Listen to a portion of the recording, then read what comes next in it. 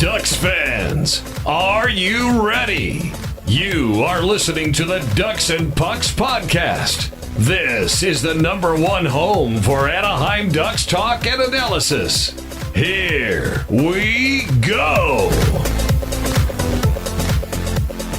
Welcome to the show. This is your host, Mike Walters, along with my co-host, Eddie Richard, and we are back after the Thanksgiving break to talk about the Ducks. They had a successful homestand, a couple back-to-back games on the road, and they're back home again for a 3-game homestand. So we'll talk about all those and some trade rumors, some injury stuff going on with this team, a little bit of craziness that we will break down. But Eddie, how are you doing? How was your holiday break? Also, what are you drinking? Oh, I'm actually drinking just a kombucha right now. I didn't really have time to go run to the store. I had to work. So, and I should have just Ubered Eats something, but yeah. So you're going to have a sober me on the show, which sucks. So I apologize for that. But yeah, I missed everyone. It feels like it's been forever since we've done a show. And I do want to apologize and mention this because I think it's important to talk about it. But I was dealing with kind of a mental issue. I know it goes around a lot during the holidays, so I wasn't afraid to kind of step back and ask Mike if I can just kind of push this podcast and just take a couple of days off work to kind of clear my head and just kind of get back in the zone. So just want to mention that if anyone's going through the same thing, reach out and talk to someone. Mike and I are always available if you want to DM us and just shoot the shit and talk hockey. But I just really wish that everyone's doing well. You guys keep your head up, and it's not weak to talk to someone. Yeah, absolutely. It can be tough during this time, the holiday season. Like Eddie and I both are without one parent, so we know what it's like. But yeah, if you ever have any kind of concern or anything, reach out to us. We're always here to talk about all that kind of stuff and help out. My Thanksgiving was fine. Just hung out with family, nothing crazy. Same old. Obviously, went to a bunch of games on the Ducks during this homestand, which they did fine on the homestand. We're going to kind of talk about them playing Utah and beating Utah and then getting blown out by Utah on this show. So, kind of a weird roller coaster, I guess you could say, with what's gone on with the Ducks lately. Their 6-game homestand that they had, they went, they won 4 of those games. All these games were exciting. They're all close. 1-goal games, shootout game. Everything has been super tight lately, and things during this time still looking somewhat good for the Ducks. They beat Utah. They beat Boston. They lost to Ottawa. Eddie went to that game. They beat Vegas. They lost to the Canucks, and then they beat the Kings in a shootout at home. So a lot of wild emotions in these games. The first one against Utah was pretty crazy. It looked like the Ducks were going to lose this game. They had gone down 2-1, and Troy Terry had scored in the final seconds. They went to overtime. And Zellweger scored in overtime, and they won. They had another game against Boston. They went up by 2, and then by 3-1, Boston fought back. And then you had Ian Moore scoring late in there to win. So the Ducks started off at home good, winning the first 2 games. And then they lost the third one to Ottawa. They got down 1-0 in that game, fought back, went up 2-1. But then Ottawa ended up tying it up and then winning in the third. And that was the game that Eddie went to. So any thoughts kind of on the beginning of the homestand, Eddie? I mean, the Ducks won those first 2. Of course, the one you go to, they lost. But what are your thoughts kind of initially on how the Ducks have been playing on that homestand? Well, the homestand wasn't that bad. They didn't do that bad. The game they lost against Ottawa, I think it was a hell of a game. It could have went either way. I'm glad they had the fight in them. They almost scored to come back and force overtime. So I'm glad. I'm glad I took my brother too. It was the first time my brother and I went in a while, and he had a good time. We both had a good time. It was hockey fights cancer night too, so that was it was good to see. I just be there in one of those special nights, but yeah, it was. It's been weird now, Mike, with these games because you saw them explode on the streak, and then you saw them kind of digress, and then you saw the homestand. You're like, okay, they got that out of their system. You're starting to see Then gel more when not the new guys, when guys got back from injury, and yeah, and it just kind of goes to shit after that. So that's one thing I'm not thankful for, but I don't know if the Ducks can get back into those winning ways, but I mean, at least the homestand was fun and nice to watch. Yeah, you're right. I mean, the games, it's funny because, like you said, the way the Ducks started out the season, scoring a lot of goals, going crazy, getting, up on all these teams and winning. Then this homestand was kind of a mixed bag. As I was talking about, they got down to Utah, came back and won. They went up on Boston and ended up pulling that one out. Ottawa was kind of a mixed bag in that game, going down, then getting back ahead, and losing again. You then had an extremely wild game against Vegas, and that's where Dostal ended up getting hurt, apparently. The Ducks got down in this one 2-0 early in the first period, and I remember sitting there thinking, that they were screwed, for lack of a better term. My better half was like, nah, she's not worried. Like, the way the Ducks have been playing, she feels like they're never out of it. And then, of course, the Ducks were able to answer back in that game, get 2-2 in the first period. Then the Knights score again, and they're up 3-2 at the end of the first period. But then they never scored the rest of that game. And the Ducks shut them out the rest of the way, and they ended up winning. That one was a wild one because it went to overtime, and you had Marner coughing up the puck behind the net with Cutter right there in the right spot. I mean, that was an amazing win. And then we find out later that Dostal got hurt, upper body injury. Don't know all the specifics. So Mrazek went in net against the Canucks. And then the same stuff happened. They got down by 2 goals again, just like they did in Vegas. They were eventually down 3-1. They fought back. They tied it up, but the Canucks got a goal late and another empty net goal, and they ended up winning that one. I felt like the Ducks had no puck luck in that. There was a couple goals that went in off deflections, off the boards and players and things like that.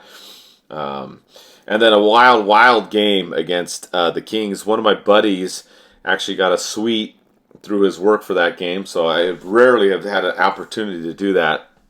So that was very, very fun.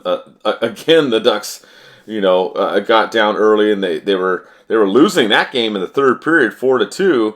And again, I really thought that they were going to lose. And again, my better half was like, "Oh no, I don't think that they're out of it." And then, of course, they come back, they score right, they force overtime, they go to a shootout, and then Terry McTavish with those crazy goals in the shootout, and the Ducks, win with Husso in net at this point. So it's just been crazy. It's been such an up and down feeling with this team lately, because if they get ahead, they're almost guaranteed to win this season. They're 9-1-0 when they get ahead. When they get behind early, they're 7-9-1. So it's not good that they're getting behind almost at a 2-to-1 ratio. As opposed to scoring first. So that's kind of a key stat to look at. But, that homestand was nuts. I can't remember a homestand where I've seen so many momentum swings where either the Ducks got down, they came back and rallied, or, they were ahead and then things got nuts, like that Boston game, and then they ended up, winning. It was very exciting. I have to say that too. Those games, especially Black Friday against the Kings, that 1:00 game. You want to beat LA. They did that. Even with the craziness that's been going on with the Ducks and the injuries and whatnot, they've been in first place for a good portion of the last couple weeks, right? Hanging on there. They've got more regulation wins, which is huge. You want to get 2 points early in the season. You also want to get those 2 points in regulation, for all the tie-breaking purposes. And, they looked good. I really thought that the Ducks, after this homestand, not perfect, but I thought they were in a good position, Eddie. And I'll kind of pause it there before we kind of get into the chaos that happened with the back-to-back games, and then obviously the recent blowout to Utah. Yeah, I want to go back to when we had the original win streak before we went on that 3-game losing streak. I want to go back specifically to the loss to Colorado. I know they had a couple guys come back, Granlund and Stromer. I just don't understand why the coaching decision would be to insert them back in the lineup. They've been out for injury for a while. And then not just, well, Stromer more than Granlund, but not just that. You have an incredible streak going on. You've been beating top-level teams. Colorado's coming in there with a streak of their own and a top-level team. Why would you throw off all the balance like that? And I think that's part of the reason why they lost. I know Colorado's a lot of an elite team, but they were hanging in there for a while against them. And that was the kind of thing that irritated me. And I really think that if they had just the original lineup and stuck with that until that streak was over, I think they would have won or came hell of a close to winning that game. No, yeah, you're right. I mean, they did have a winning formula, and then they shook it up, and then, like you said, they lost to Colorado. They got doubled up by Detroit, too, and got blanked by Minnesota, so the Ducks had that 3-game losing streak before. Yeah, your favorite team. But yeah, you're right. They shook things up. They lost those 3 games before the homestand, then they came back, kind of got back more in a groove. And then what was weird too, as you mentioned, the Ducks. Again, weird stuff. They had these 2 games on the road with Chicago and St. Louis. Both these games they got ahead early. They were up 3-0 against Chicago. They got 2 goals in the first 47 seconds, and then ended up blowing that game and losing 5-3 to Chicago. They went up 2-0 against St. Louis and won, but then the coaching staff was going with this whole 11-7 lineup in the St. Louis game and also in the Utah game that they got blown out with. Now they don't play Strome for 2 games. As you mentioned, that he had finally come back earlier after being hurt. They took Nestorenko out. And I just don't know. It's kind of weird what's going on. I mean, that game against Utah was just disgusting. There's nothing right about what happened with that game. St. Louis has been struggling. They ended up winning that one. Not really. I mean, with the 11-7 thing, I think it was okay, but yeah, some of these lineup things, like you've talked about, have been somewhat questionable. I don't know if they brought back Granlund too soon because he came back and now he's back out hurt again. So I don't know what all that is. I don't know if he said he was good to go, but he wasn't good to go. I don't know all the specifics there, but obviously he wasn't good to go. So that happened. You also had Mrazek getting hurt in that game against Chicago, so Husso had to come in and finish that game. Husso came in and played St. Louis, and they won that one. He started the game against Utah and then got pulled after the second period when it was 4-0. Butites had been called up with Mrazek hurt. Also, if you didn't know, Mrazek's out 2 to 3 weeks. Dostal's out 2 to 3 weeks. So you've got some serious issues going on in net with this team right now.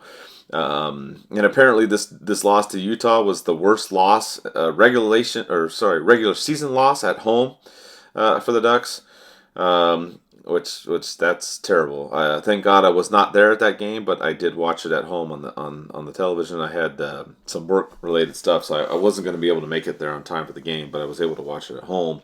Sadly, or unfortunately, maybe I was able to eventually watch that game, but. This team has been kind of all over the place, is our point here, with that 3-game losing streak, better homestand. Now you've had these other kind of games. And I think there is cause for concern for this team. You look at the stats. We've talked about it, how other teams are scoring first more often. And the Ducks have regressed somewhat. They used to be averaging almost 4 goals a game. They're right around 3.5, but they're almost giving up 3.5 goals a game. The power play has dipped down into the 18th percent efficiency. Penalty kills down at 75%, which the penalty kill has not been decent the whole season anyways. So, I don't know. There's just a lot of question marks with this team, Eddie. I'm nervous about what's going on at goal. You have a lot of games here in the month of December. You've got Husso and Butites in there. I don't know how much they're going to be able to carry this load. The schedule is not the greatest. They're not. It's not like they're playing teams that are going to be easy just to blow by and beat. So I think there's some consternation with this team right now, Eddie. Oh yeah, it's going to suck. We don't have a starting goalie. We don't have an efficient backup goalie. That's going to be really hard to kind of come by and get some wins, kind of steal wins. We saw with Doss, he would still win, stand on his head. Even Mrazek wasn't playing that bad. So that was kind of devastating to see that. and kind of see where we're going. The Ducks against the Utah game, and I almost went to that game, Mike, and I'm glad I didn't go because I would have been just furious. I probably would have got blacked out drunk and God knows what. But yeah, it was a bad game to watch. You just saw them when they had that goal taken back that McTavish scored. Everyone's shoulders went down. They slumped over. They couldn't bounce back from that, and Utah just took advantage of it. They were on fire.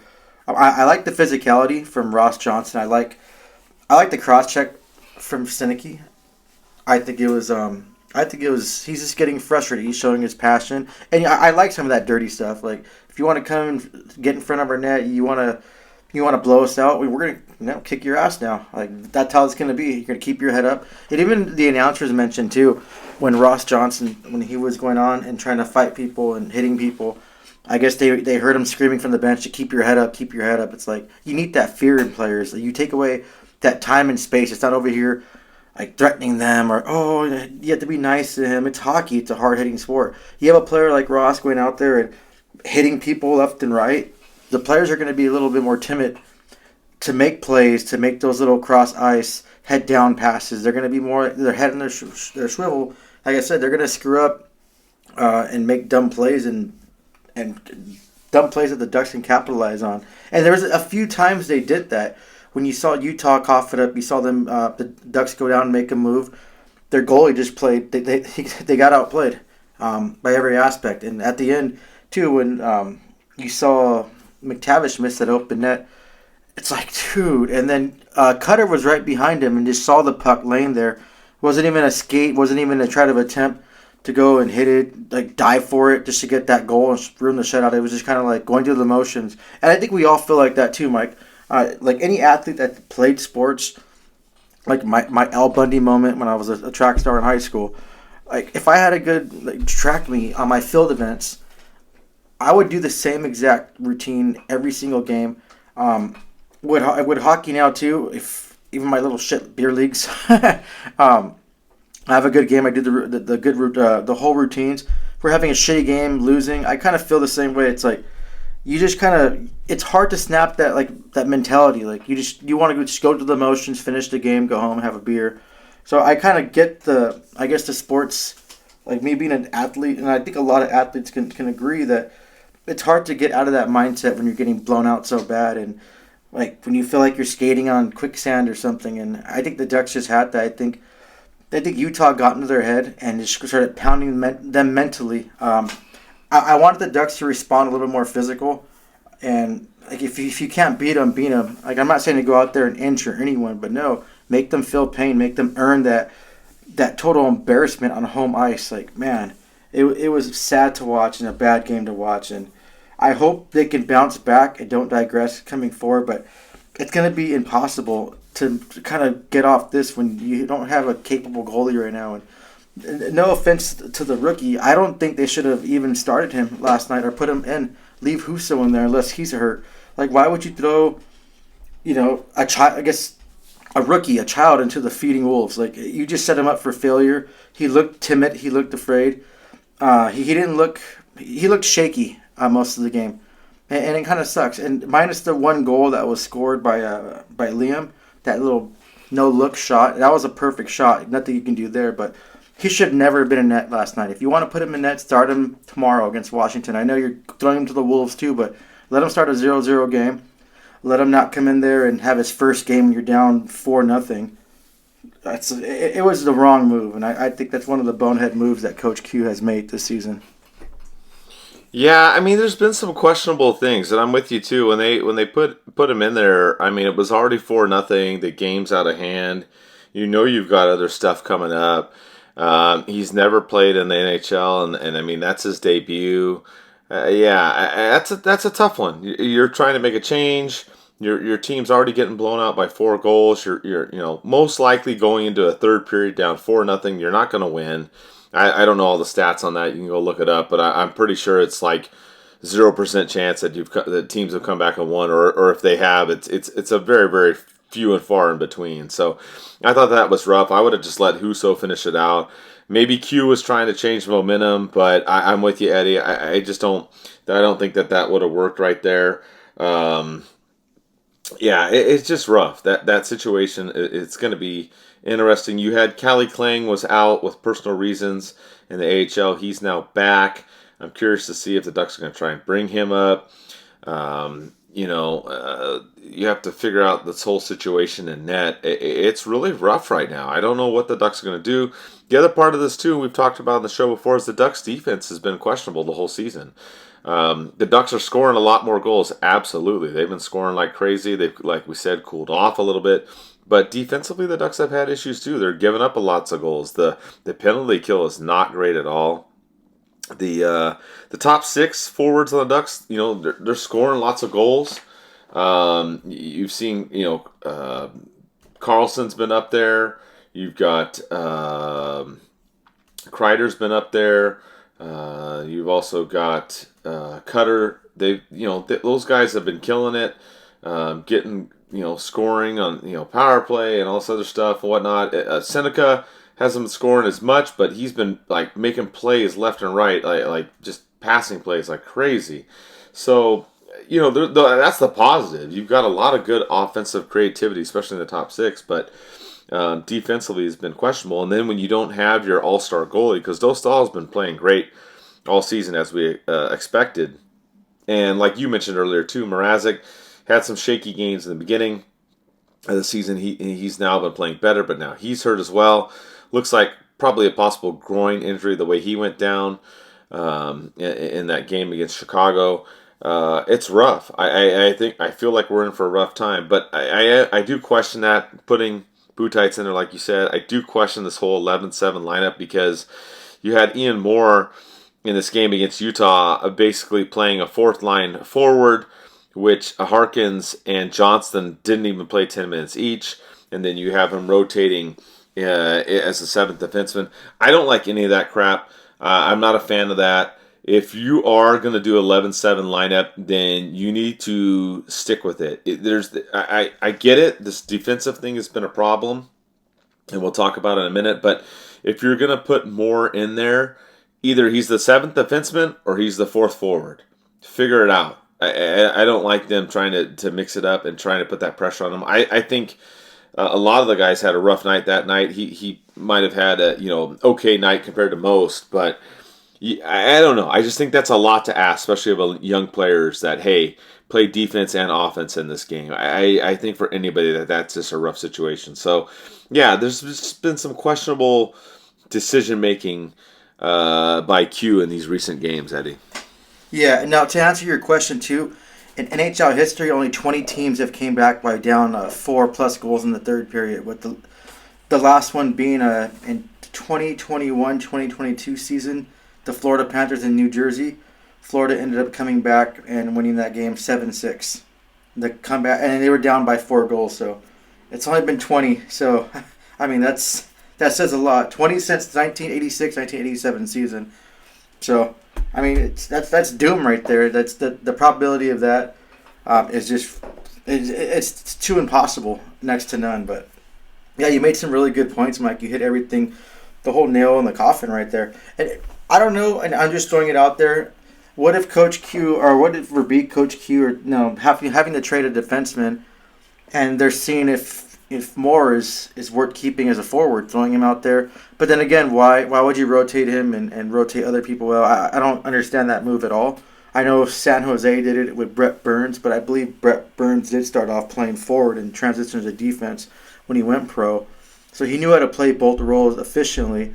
And they would do it when they had power plays, or if someone got hurt, he would jump back on the blue line. So, but yeah, I don't understand. I mean, that makes sense if they're thinking about him being on the trade block, or they're kind of considering Minty or him, who's going to stay or who's going to go, or if they can trade a forward and Moore can step in and provide that offense and do that. But yeah, it makes zero sense to me. So maybe we have to go call Coach Q and ask him what's going on with that.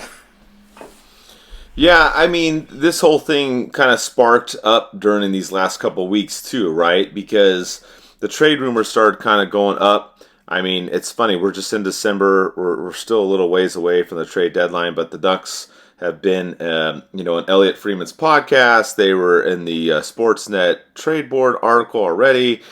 where you had Mintyukov being mentioned, you had Gudas being mentioned, you had Minty didn't play in 3 games, and the whole thing with the agent complaining, then talking to the Ducks.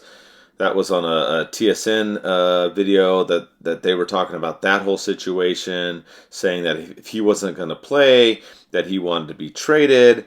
Then you had him draw back in. Then you had Ian Moore out for 3 games. So, what do you do, right? And I actually wrote an article on this, and I said, well, you got 3 options here. You can rotate the players, which they did that last year, and if you remember, that was Minty and Zellweger, and that was a whole big issue until Dumoulin got traded last season. So you have that. You could send somebody to the AHL, right? The waiver exempt guys, send them down if that's how you want to do it and play it, or you can trade somebody. And I guess the 4th thing, which we didn't think about, is you could play 11-7 lineup and just play all of them, which I'm not a fan of it, but like you said, Eddie, if you're gonna throw Moore in there and see how he's doing as a forward, and you're gonna convert him, maybe that is an option. Maybe you convert him to a forward and keep him in the lineup that way, and make it a 12-6 lineup with him doing that. Because these rumors have been flying now. Elliott, like I said, has mentioned a couple times. They had the whole thing about Gudas that they had talked about on that trade board, and that drew some ire from some people who were losing their mind over that one. You all know my better half loves Gudas, so she was not happy with that. But we've talked about this on the last show. We talked about the cap situation and going over that, which it's a little bit complicated. We kind of messed it up a little bit in our discussion last show, if you didn't hear it, but we were kind of trying to analyze, like, what are you going to do with the RFAs and figuring it out going forward, because you have Leo Carlson. I mean, what are you going to sign him to? What are you going to sign Cutter to? You got more Minty and Zellweger too. So you've got all these guys that you got to figure this stuff out. Which also too, they had talked to Verbeek during the intermission of one of the games, and Verbeek said he wasn't going to be talking to any more of the players. So that was he put kind of the brakes on that whole thing too. So it's just interesting. I think the Ducks are kind of in a precarious situation here, because what do? You've scratched Nestorenko and Strome for a couple games. You threw Moore in there. You're trying Moore out as a 7th defenseman, but also as a 4th line forward. Gudas, what are you going to do with him? His contract's also over at the end of the season. So I don't know. It feels like there's a lot more unanswered questions with this team. And if you're not going to trade, a defenseman, are you going to try and trade for a goalie then? Because now you've got, Husso and Butites in there. Like Eddie mentioned, I would like to see Butites start a game and see how he does from a fresh 0-0. But as of right now, you don't have anybody. And I know it's only a couple weeks. Shouldn't freak out. The Ducks are still in first, as of the moment of the show, at least. But can you afford to not, have a decent goalie, or any goalie really? I mean, I don't see Husso or Butites as the guys carrying this team. No offense, but I mean, are they ready? I don't know. Maybe they would be ready later on. But this is a very, very interesting situation that they're in, and I wonder if the Ducks do try and pull any kind of trade for a goalie or a defenseman at this time, Eddie. Oh yeah, and those trade rumors, like you said, they were completely went crazy. But I understand Minty's point. He wants to play. These hockey players that want to sit on the bench. We've seen flashes of greatness for him. It sucks last season, this whole rotating them around. I didn't agree with that at all. But if he's not happy, he's not happy. He's not going to play well. He's going to be miserable. So the only thing I talked about too, Mike, was if we trade one of our defensemen, what if he just turns out like a stud? Look at Shea Theodore. He's having kind of an off season. This season, Montour, he blew up too. Even I mentioned Mahura. Now he's not flashy like that, but he's provided some defensive skill and was able to play a lot of the games and be a factor on the back end. So that's thing to consider. But I think first and foremost, I really think something needs to happen. you have to shake up the lineup. You have to do something, send someone down, bring someone up, bring another rookie up that's young and hungry that wants to make a name for himself. But we definitely need someone in net. Like you said, we'll give the rookie another chance. But it's like you came from the coast and you played a few games in the A. I don't even think there was that many few. It's like that's a big jump from to go to the coast to the NHL, and the way the Ducks are playing and their defense has been an issue too recently. It's not really fair to throw them in there and kind of just pray that they can still win. It's we're right there first in the Pacific. I think we're tied with the Kings now, but we have to stay competitive. I still want to make the playoffs because I don't want to get some mid-level pick. I'd rather get a mid-level pick and make the playoffs and get that experience. But we have to trade for a goalie, and there's names out there. There's names that can be brought in. I mentioned Laurent Brossoit he's in Chicago. He had a fantastic season when he played for the Winnipeg. He was a great backup goalie. Fortunately, he signs with the Hawks, gets hurt. He's been out, hasn't played almost 2 years. He had some conditioning done. Chicago's already bolstered on their goaltending, and they don't plan to use him. So they're allowing him to go and speak with other teams. And he's a seasoned vet. He's played for almost, 10 seasons, I want to say. Started off with Edmonton. So I think something like that wouldn't cost a lot. You can bring him in as a kind of a fringe starter right now, since we don't really have a full starter. That's 2 to 3 weeks, a lot of games coming up, like you mentioned too. We need to get someone in there who can still wins, and we can hopefully he can either stay. We can send him down on waivers. I'm sure someone will pick him up. Obviously Husso's going to go down. If Mrazek comes up, maybe run a 3 goaltending tandem. You can have a kind of a competition between Mrazek and Brossoit. And when you have competition like that in goalies, some of them like to step up and kind of bring their game and elevate it. Another one too, Mike, I did want to mention.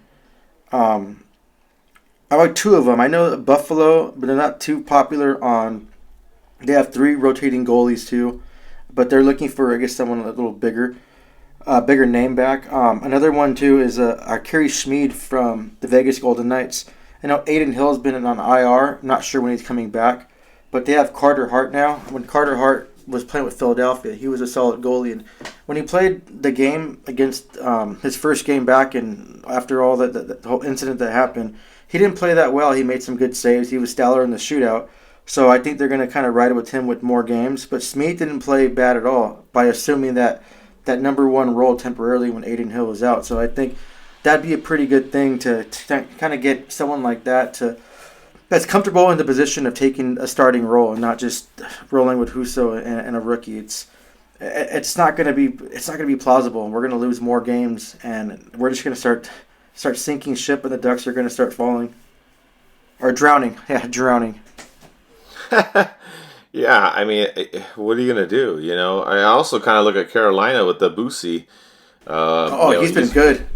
Yeah, he's been playing well for them too. I mean, I'm not saying that he's available, but I'm just saying he helped me out in my fantasy hockey, by the way. I don't know if you saw that. I picked him up and he got me that shutout on that one game. But yeah, I mean, that's another guy I look at. But they can't stay healthy. Like Anderson's always hurt, Coach is always hurt. So it's like right, and that's my fear too. Is if those guys they're kind of in a similar situation that we're in.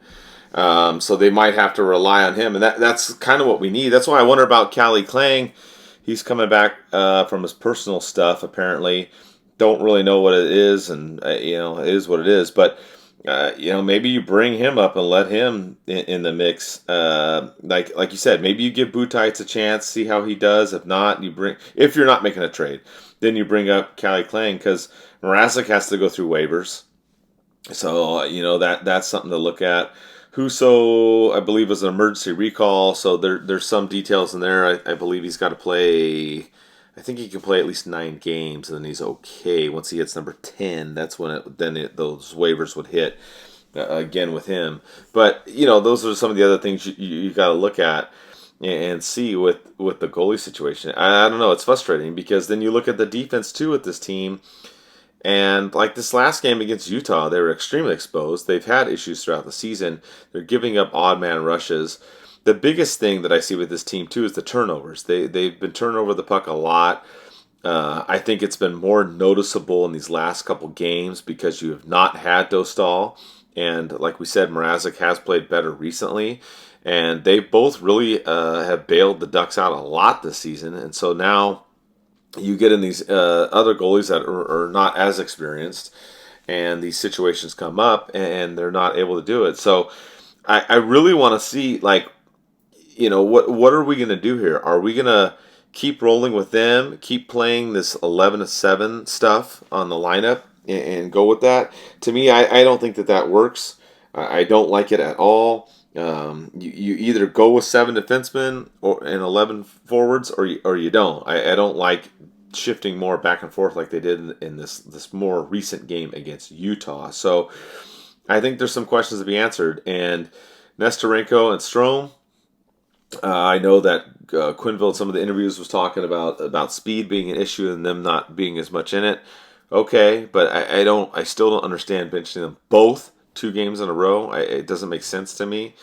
I guess he's going for the miracle thing. Like, I don't know if they're going to gas out the players with at practice with some agains and stuff. I don't know. It's just interesting. The things have really, really taken a turn in the last week. There's a lot of uncertainty with this team. I really thought after the last homestand, especially beating the Kings, I felt really on an upswing positive with this team. And then the collapse against Chicago, the injury to Mrazek, and now these other goalies. I don't know. I mean, the Ducks, again, they're still in a great spot. You want to get those 2 points each game early in the season. It's easier to get the 2 points now than it is later, for sure. And they have been doing that. And they've been keeping themselves ahead of everybody. Even though the Pacific, it's really freaking tight. If we talk about the Pacific Division this year, it's freaking nuts because these teams have been separated by a couple points, and it's been the Ducks, the Knights, the Kings, the Sharks, and Seattle. I mean, they've all been tight. Edmonton's still down there. They're trying to kind of claw their way back up in there, but it's a wild race in the Pacific, Eddie, and I don't know how it's going to end up. I mean, I would have told you maybe a week ago I think the Ducks would have been top 3 for sure, but I don't know. It's crazy. I really don't know how this Pacific Division is going to shake out. Everybody's fighting it out, pretty much in it. The Canucks and Flames are kind of out of it. I mean, again, it's still early, but I mean, you got at least 6 teams fighting it out in this division, all separated by, as of today, 6 points. So I mean, it's just nuts. I don't know. What do you think? What do you make of this with the Ducks situation and how the Pacific Division is?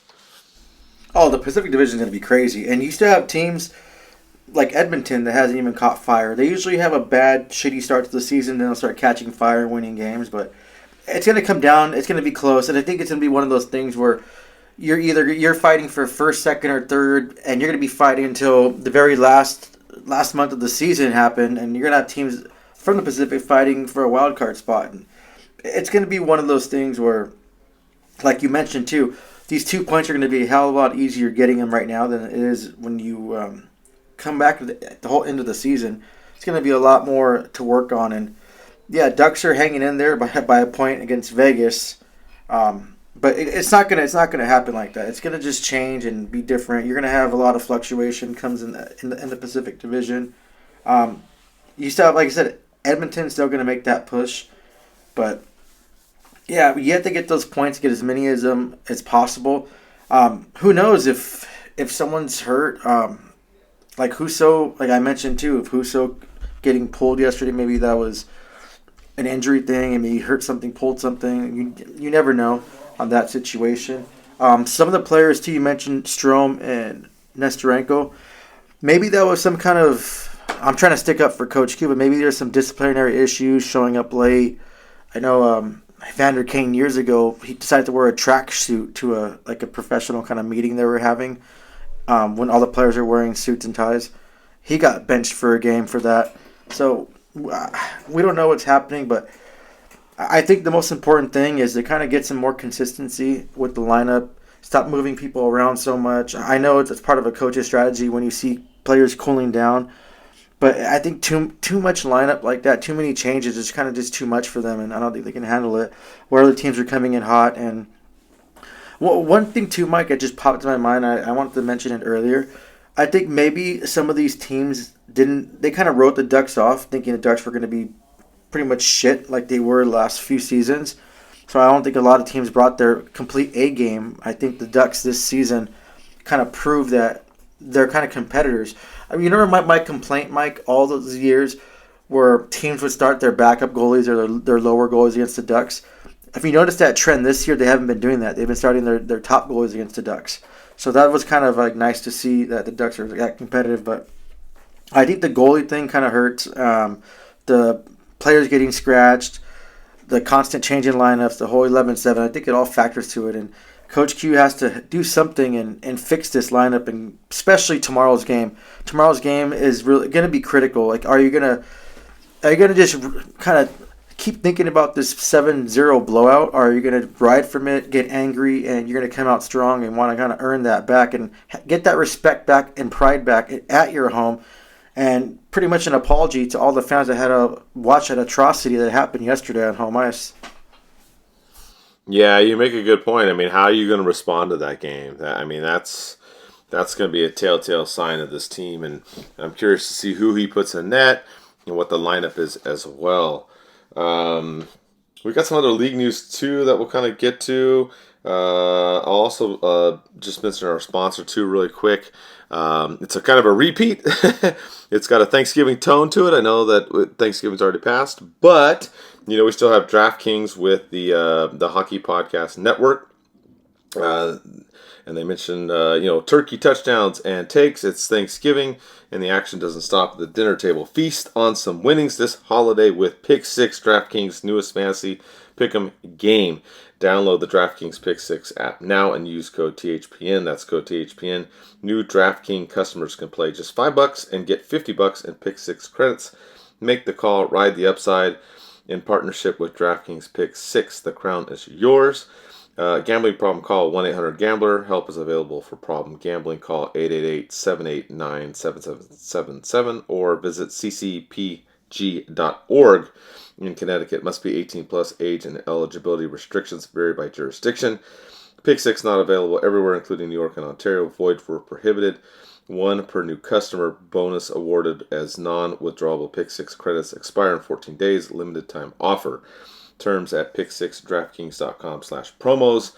And I know, Eddie, the Ducks lost that big game against Utah, and you were also not happy because Seneca, who has been red hot, did not get a point, and you had was it a parlay that you had that ended up and you didn't win, or what was it that you had? It's one of those Pick 6 things that you can only do in California because I guess you can't legally bet, but you can pick 6. I don't know how that works. I don't know how the laws work, but I'm pretty sure it has to do with something taxing it or something. But I don't know. We have shitty leadership in California, so I'm pretty sure it's some dumbass reason why we can't make bets of winning. But yeah, so I needed one apple from him, and my $5 bet would have been turning the $250 because I picked 5 other players to either get points or goals.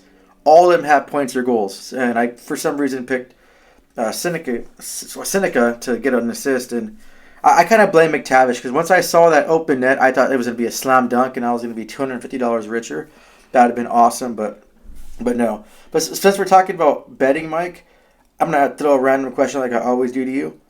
If you're a betting man, who would you gamble on the Ducks trading for first, a defenseman, goalie, or a forward? And then my second one is, who would you think the Ducks are going to trade out from the Ducks team, forward, goalie, or defenseman?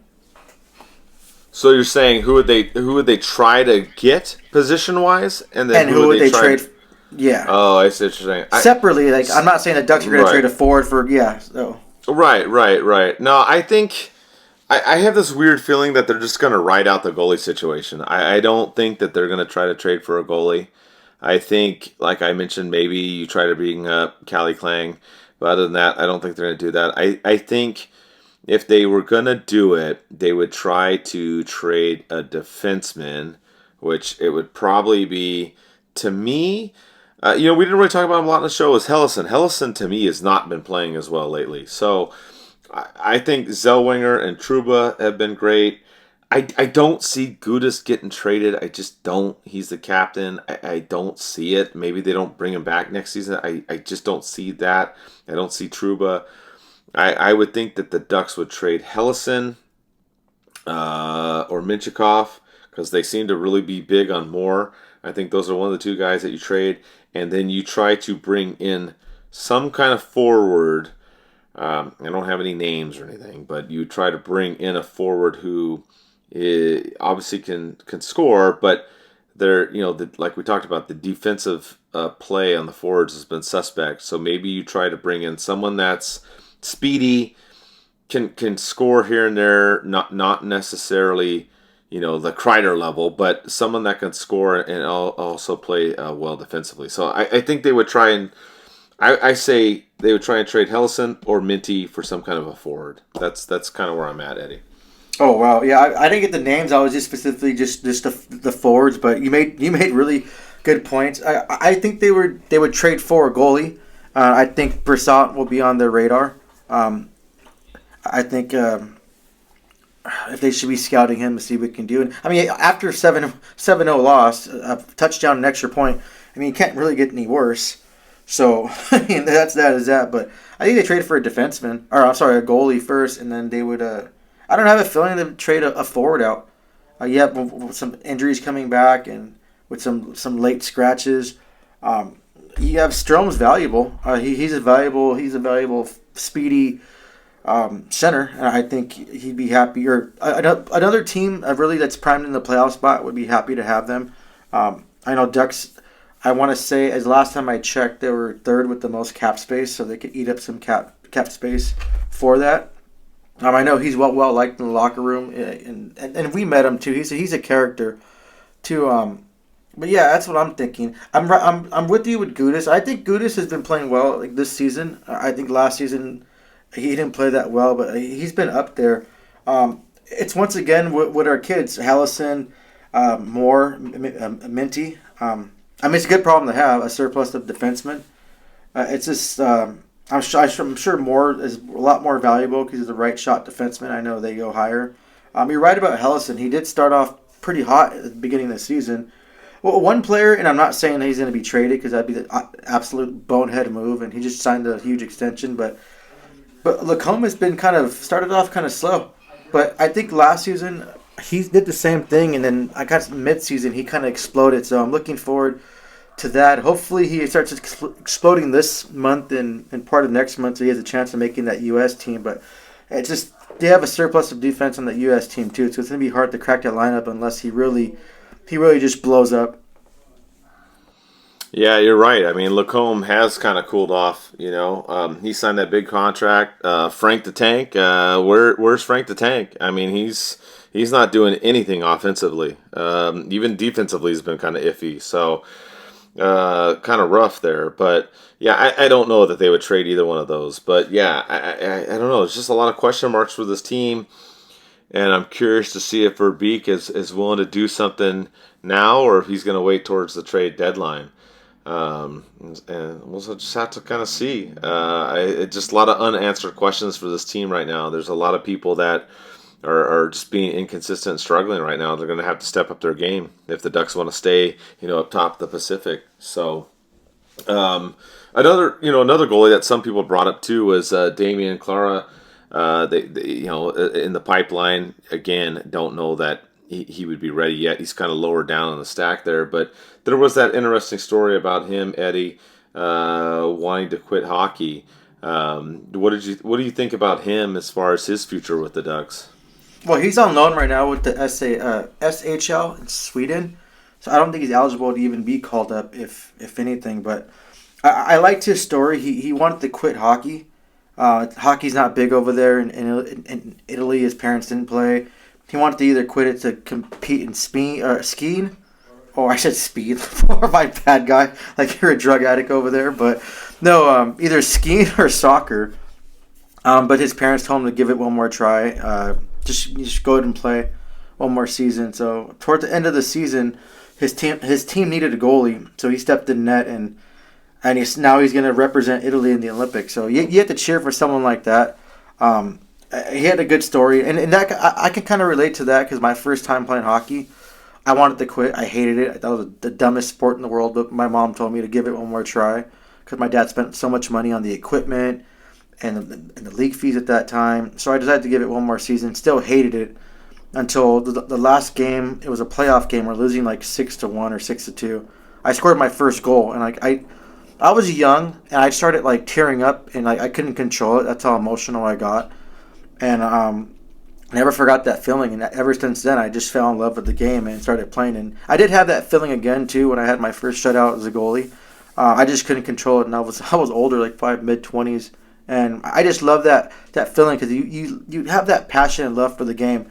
So I'm glad his parents kind of told him to stick with it, and I'm pretty sure he shares that same passion, and he's going to be representing his country real well, and I'll be cheering for him.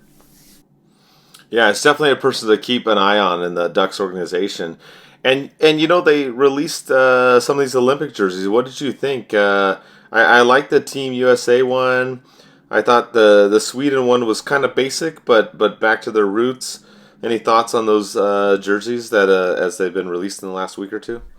I think Canada was a downfall. I think their jerseys are kind of mediocre. I think the winners, USA, I want to say USA, the white one goes hard, and I'm going to purchase one of those. It's just a sick-looking jersey. And for those that have been listening to our show for a while and tell the new people, I hate white jerseys.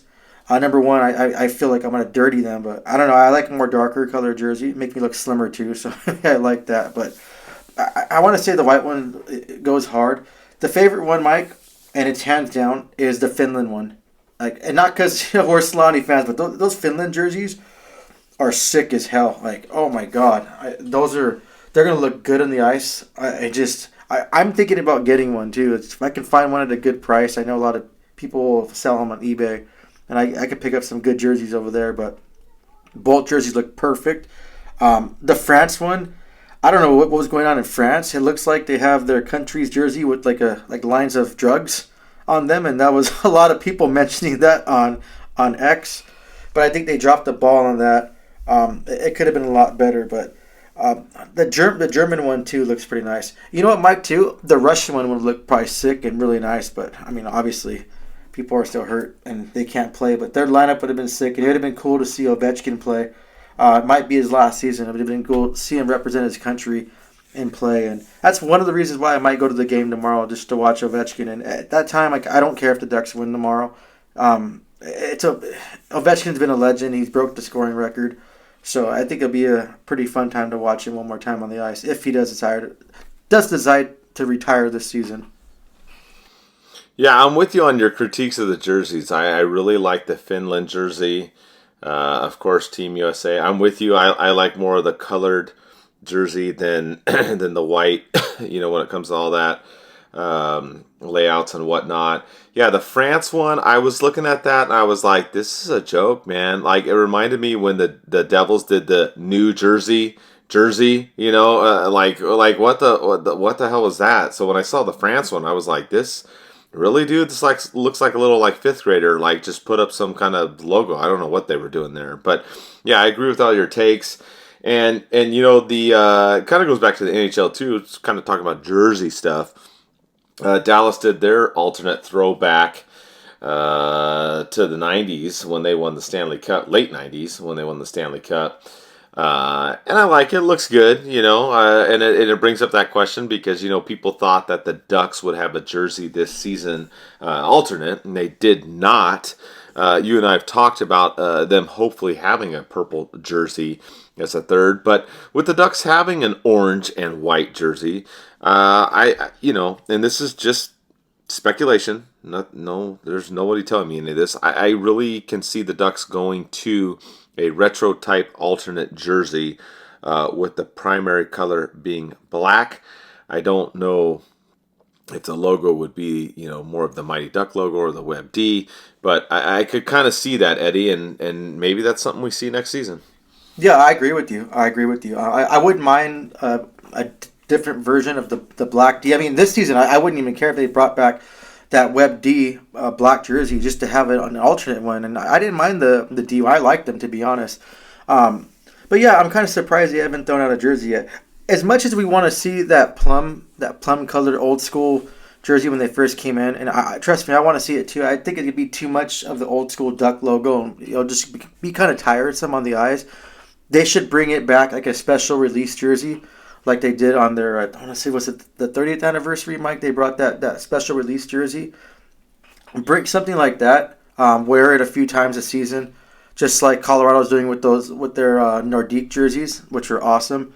But I'd want to see if it's going to be all black, that old school Mighty Ducks jersey that we're talking about, where it just says what Mighty Ducks of Anaheim, and they have like cursive writing. It's a really old school jersey. I think that one was perfect, and it sucks that they didn't wear it for that long. But I wouldn't mind seeing them bringing something like that back. I think that'd be cool. And I wouldn't even mind, just to go back to your old roots to when we won the Cup, to bring kind of an alternate jersey of the unpopular jersey that no one really seemed to like, which I didn't mind either. I think something like that, alternate, change up the little things, make it a little more fresh and cleaner.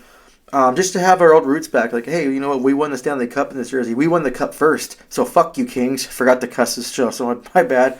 But I think something like that would be nice. But, I mean, at this point, just bring back anything. I want the Ducks to have that alternate choice besides wearing the cone jersey or the beautiful white one.